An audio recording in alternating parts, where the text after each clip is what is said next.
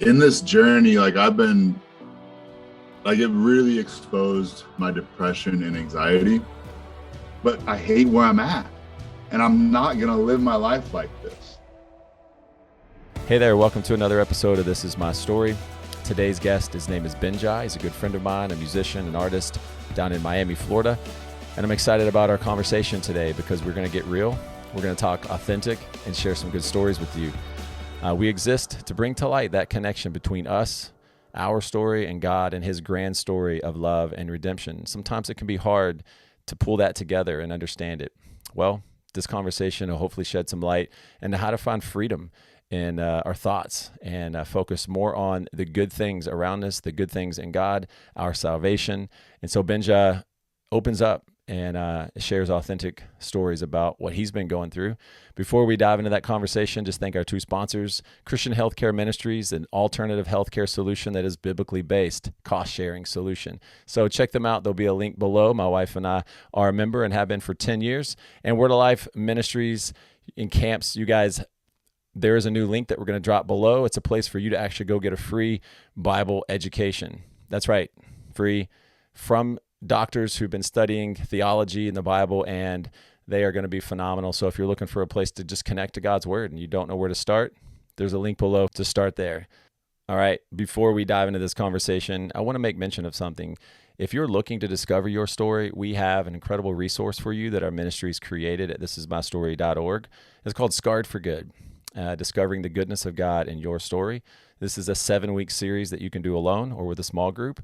And it's a video-based series that we use a feature film called Miracle Matt. And it's a great way for us to be able to highlight what God is doing in our lives, to discover the things that we may not understand or may not see that he's doing in our lives. And so if you're looking for a place to discover your story and build community, learn how to be discipled through your story, and also share your faith, this resource is good for you.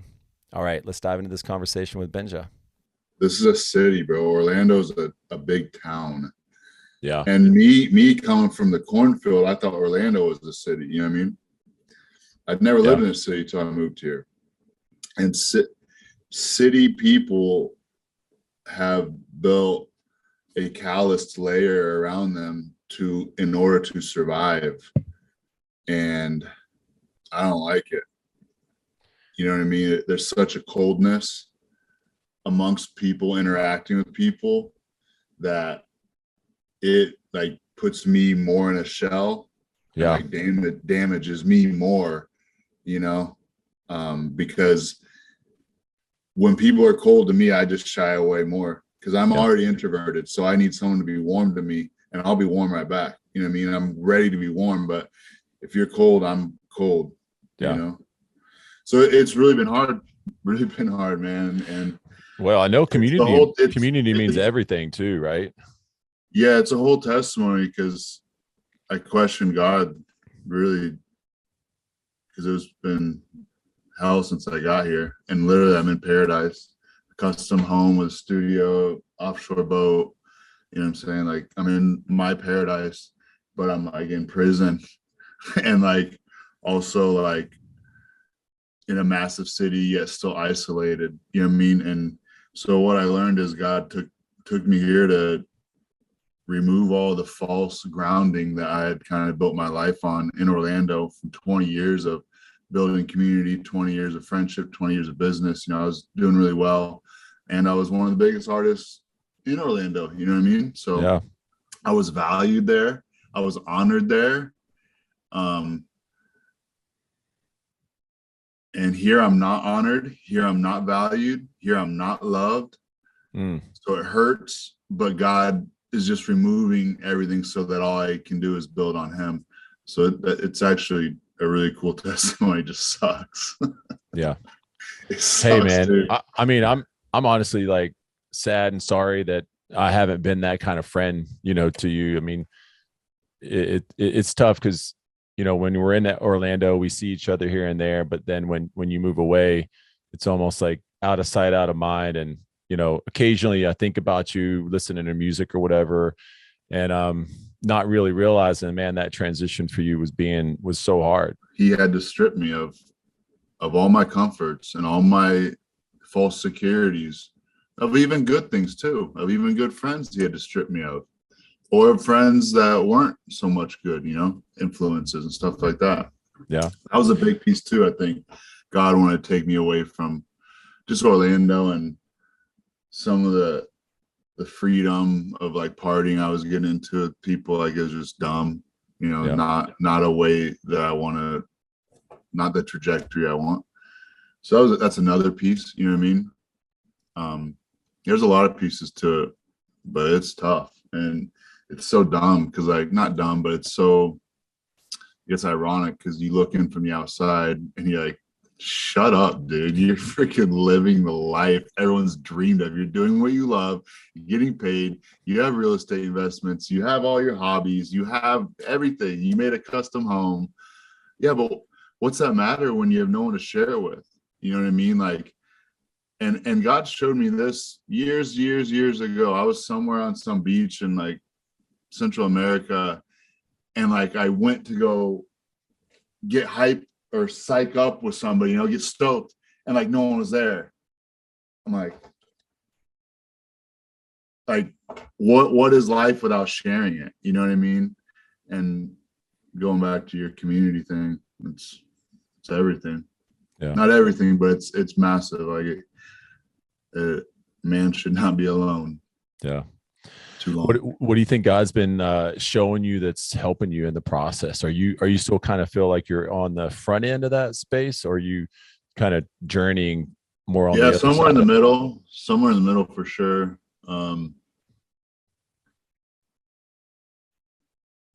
In this journey, like it really exposed my depression and anxiety, because before I could mask it with friends and things to do, and when you're left alone, you're left with this, and my mind is crazy. I'm a highly creative person, so my mind is absolutely nuts. And I've never thought that I've never been taught or trained that I needed to harness my thoughts or put a leash on my thoughts. I let them boys run. You know what I mean? They run. Yeah. They say like, the average person has like 3,000-4,000 thoughts a day, but people like you and I have over 30 to 40 thoughts in a single day, which is just, it just means that it's playing at a super high rate of speed in our head. Yeah. And then when you add in your subconscious, so that's like something that's rotating around in the back of your mind, and your brain is like reprocessing things you've heard, seen, said, whatever, things you've taken in. So you have that thing. So that's what I'm focusing on, is like reprogramming my brain. And it's the scientific term is neuroplasticity, and the scriptural term is take every thought captive. So yes, it's all the same, man. And whenever I'm feeling like, basically you have to learn how to distinguish, okay, is this something that is going to be beneficial, or is this something that I need to kill this thought? This thought is going to snowball and it's not going to go anywhere good. You have to start learning how to decipher that. And if you can't, then obviously you got to get help from the Holy Spirit or whatever it is. Yeah. But my blood pressure rises right when I have the wrong thought. You know what I mean? Like I know instantly when it's wrong. So it's like, okay, boom, grab it, inspect it, look at it, figure it out. If it literally doesn't need to be there, I'm really trying to like command delete, you know what I'm saying, trash can. And then if it's something I need to address, then let's address it. You know what I mean? But usually it's just thoughts that it's negative. They're lies. They're lies though, right? Like it's a thought. We've been programmed to think that way, whether one of our parents spoke to us that way, or we've been around negative people, coworkers, or it's because you've been around something for years that has made you like that, or the type of media that you watch, or the type of music that you listen to. All of that actually, is what makes up your subconscious. Hey, what about this though? What if it's not even so much as the influences, but just the innate, human plight of sin? I mean, I feel like, well, yeah, I think that's the root, but I mean, the brain is amazing. Yeah. And what's even more amazing is that we can reprogram it. So when you learn the power that you have, that you don't let that thing go crazy, like your kid or your dog, you don't let it do whatever it wants. You have to harness it. You put a leash on your dog when you cross the street because it's not smart enough to see that oncoming car. You know what I mean? You put your kid, you hold his hand, or you hold it when you cross the street, whatever. Like, they're not smart enough. Our thoughts are like that. They're just rampant. They're just wild. So you have to like father your thoughts. Yeah. Hey, I don't know if you remember this. We had coffee. I want to say it was maybe right before you moved to Miami, but I was going through a rough spot, and Oh yeah. I think I was venting to you about, just a bunch of this stuff I was complaining about. And, and really your like way, like the way you lead, which is really strong. And like, you're going to say what you're thinking. You said exactly what you're thinking to me. Like, bro, you need to get out of your head. You're thinking about yourself too much. And I remember just kind of giving you pushback. And I don't know if I ever called and told you this, but like 2 or 3 days later, the phrase that you actually said to me that day at Starbucks was, bro, you need to embrace the good in others. And it was like a hard truth, because I was going through some hard things with people that I loved and cared about. And there wasn't good that I was focused on. I was all bad and negative. And 2 or 3 days later, I'm in a coffee shop, and I'm just in tears, man. I'm looking up at I'm praying. I'm saying, God, you got to help me. Where are you at in these relationships and these struggles that I'm going through? And as I'm starting to cry in this coffee shop, which I've never even been to in Orlando, and an older lady comes up, she's like, "Are you okay? I noticed you were crying." And I'm, "Oh yeah, I'm fine. I'm just dealing with some stuff." And she walks away, and then I kind of just lean back on the back of the booth in this coffee shop, and I just said, "God, please give me a sign. Like, what do you want to say to me?" And bro, I'm not even kidding. When I looked up at the ceiling in this restaurant, there were hundreds of these signs about 1.5 feet by 8 inches that just said, big bold letters, "Embrace the good in others." And immediately I was just taken. Remember you telling me this. Yeah, I was just taken back. I was like, Yeah. gosh, and it was almost like God affirmed what you were saying to me about how to take action over these thoughts in my life, because my thoughts were spinning me out of control too, and causing me to be lifeless in some sense, right? Like, you can have Christ and have life, but still not be full of it. And man, in that moment, bro, I just broke down with joy, tears of sorrow, and in one moment turned to joy, as like God just affirmed me in his word, which below the verse, below that statement had the verse Philippians 4:8. So immediately I knew it, but I went to it on my phone, on my Bible on my phone. And I just sat there in that verse, whatever's holy, whatever's good, whatever's praiseworthy, you'll think about these things. And I just started doing it with every friend that I was, every relationship I was kind of struggling with in that moment. I just started embracing all of these great things about each one of them, thanking God for them, thanking God for my wife, because Emma and I were struggling. And man, it was like, it killed all of that in a moment's time. It literally put all of those pieces back together, because I had just realized that I was the root cause of so much of it. Right.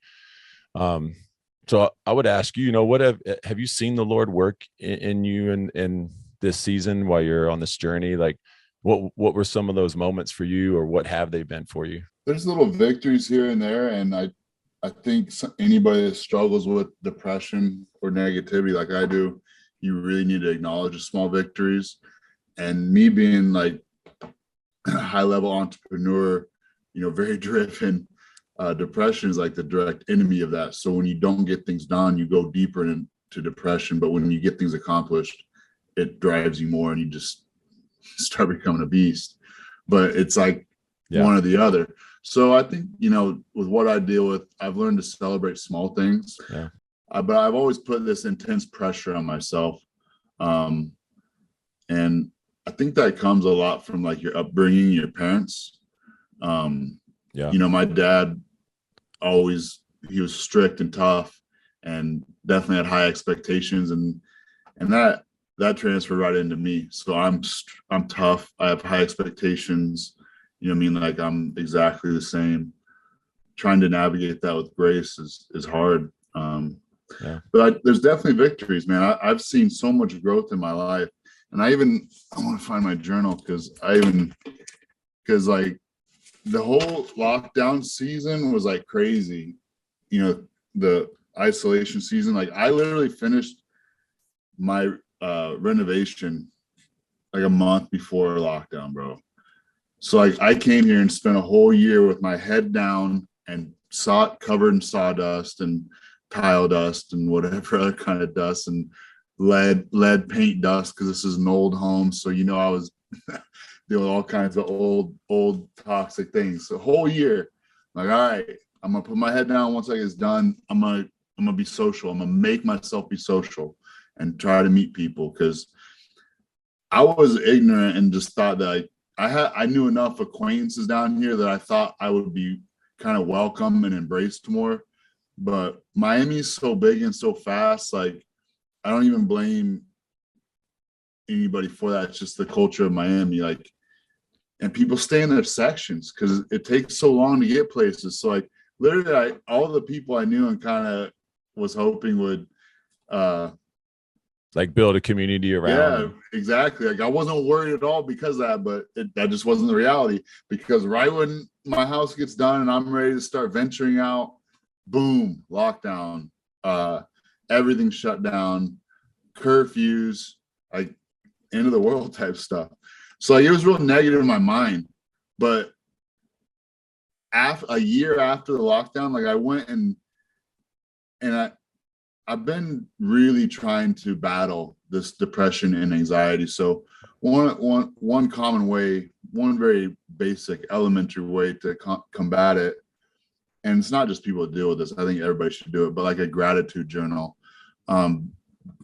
That's something that reprograms your brain too. You know what I mean? The more grateful you are, and you can start getting grateful thoughts in your subconscious, that's when like you wake up happy. You know what I mean? That's like when you're vibrating high and you're grateful, and that's where you want to be. But I was just amazed at like all the things I accomplished because of COVID. Like because of COVID, I started editing my own music videos finally. 2 years before that, I started shooting them. You know what I mean? But because of COVID, I started editing. And now actually right now I'm working on coloring. I color grade now too. So like that's just one thing. Oh, let me go through some list. This was last year. So I had a new album with 6 music videos. I did all that during COVID. That's crazy. Shoot and edit. I trained up one of my buddies to be my shooter, you know what I'm saying? Because I can't shoot myself. So like that was a cool thing to be able to give him a skill that now he's using and making money doing. Yeah, that's cool. I mean? Yeah. Bringing that's somebody awesome. along and honing their craft and teaching them. Yep.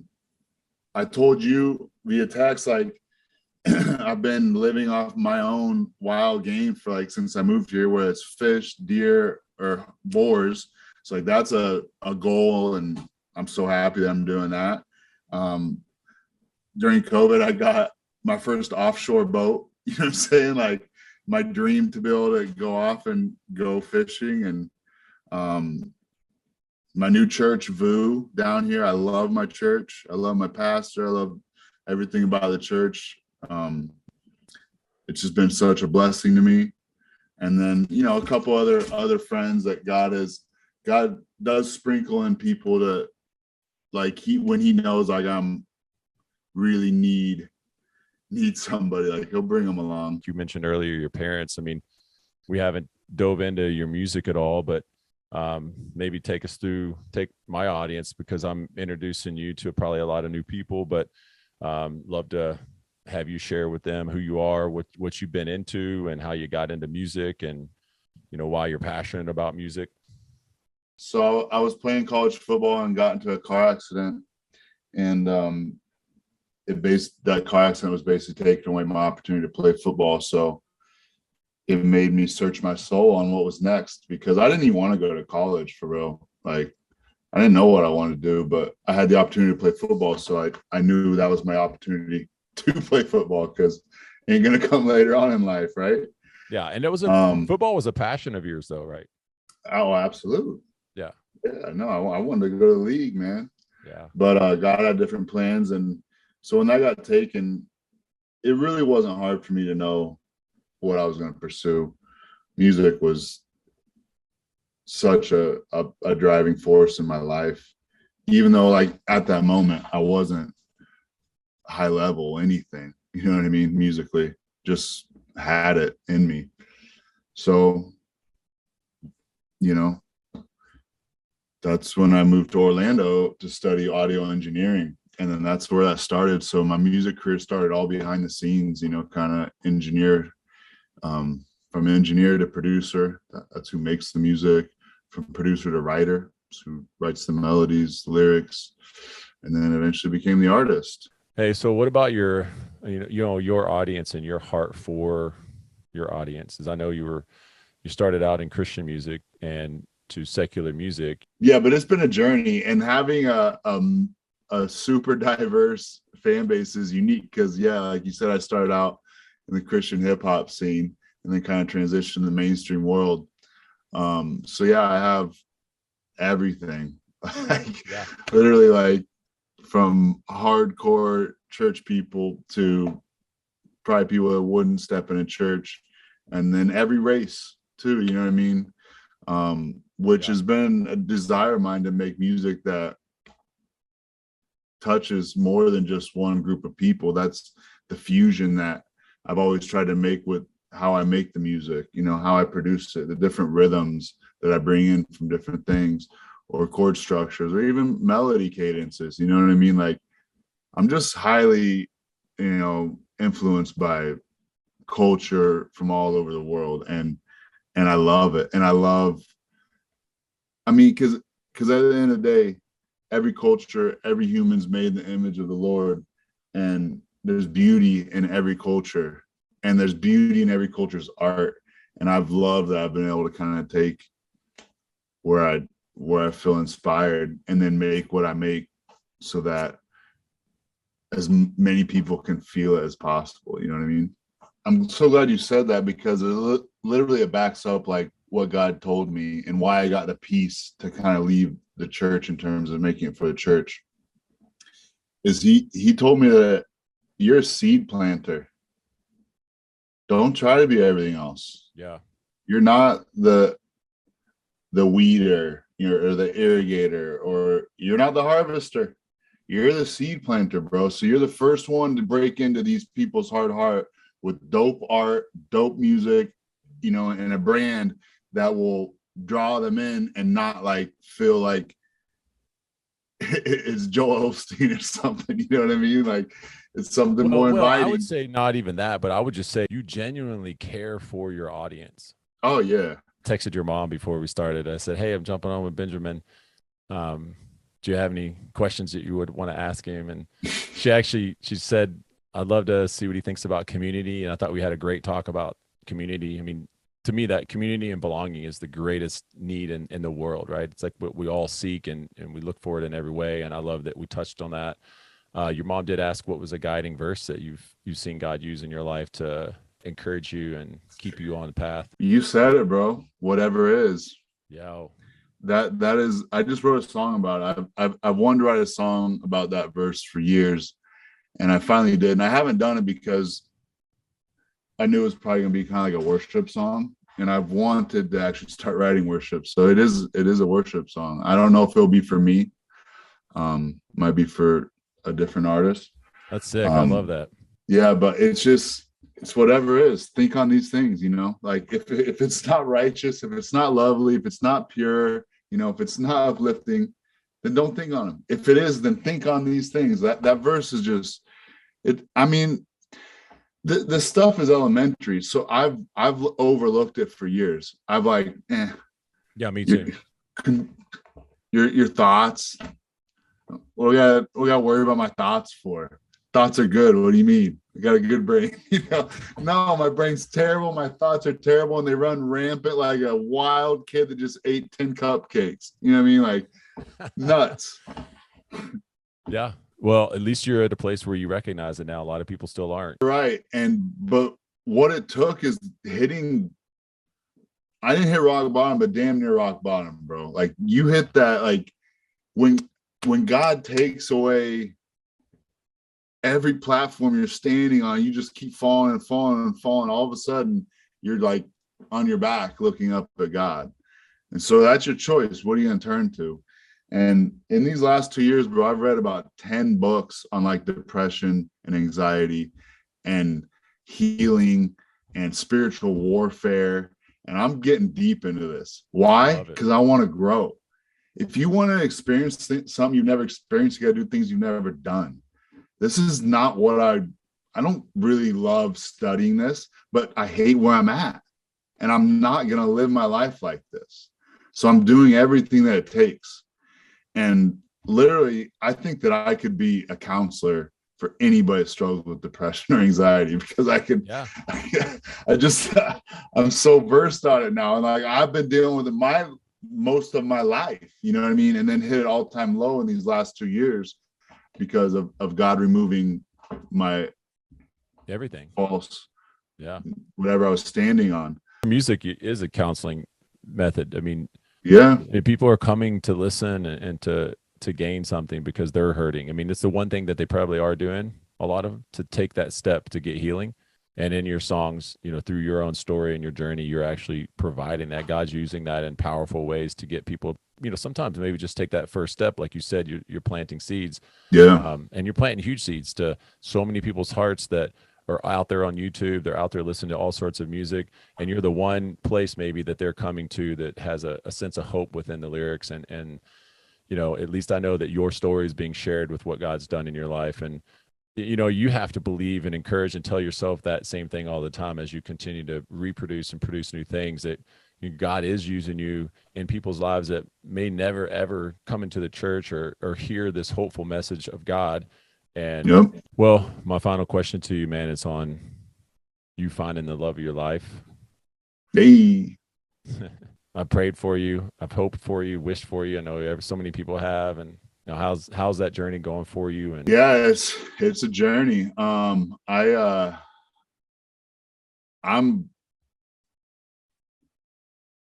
lot of mixed emotions, and the Lord has really been speaking to me. So within this last 2 years, I've had 4 of my best friends go through divorces, and 3 of them were extremely nasty, long drawn out, tons of money with lawyers, kids involved, nasty. God told me, "Oh, you're lonely. Would you rather be going through this?" And I just like went to my knees and thanked him that he saved me, because he saved me from a potential divorce because of what I needed to learn, like through my friends and learning from their mistakes, through my mistakes with other relationships, through so many things. So I no longer am like feel bad for myself. I'm happy because I have friends losing their houses, losing their businesses, losing their kids. You know what I mean? Like, God knew that I wouldn't be able to handle that. I wouldn't. I don't think I would be able to handle a divorce. So things like that, it's beautiful. So my mindset, I'm just staying positive. In terms of anybody on the radar, nope. I'm just staying focused and keep my head down, but also like, you know, Yeah. Well, what I love about you, man, is that you're pressing into the season. And I think anybody who's listening, no matter where they're at, can have some conviction about that. It's a good question. Oh, bro. Are we having the right perspective of our current struggle or our current place in life or our priorities in line? But secondly, are we looking for something else, somewhere else, before we're actually like trained up or we've grown at the place that God has us right now? And I think that that's been great testimony of me observing your life as your friend, of watching you, even like as you desire to get married. Like, you didn't dive into that with other relationships because you didn't feel called, you didn't have peace, and you trusted the Lord. And through that, to hear you talk about that now, just that perspective of saying, God, you've done so much in my life to keep me from the potential of having a divorce. And all those years when I wanted to be married, now I'm seeing a great faithful hand that you have for me. Yes. It's amazing, bro. It's amazing. Like, so many times it's hard. We look at the grass on the other side and we think it's greener, but then a lot of times people don't arrive at the place where you're at to say, man, God, you've been here. This has been you all along. My pastor just released this book called Single and Secure. And yeah, it's kind of for a single person, but it's for the married person too. Because it's like, if you're not right, healthy, spiritually, mentally, physically helps too, because that's part of, that's everything. It's all connected. Mind, body, soul. How could you have a healthy relationship if you are not healthy? Because any issue you have in a relationship gets exposed and amplified.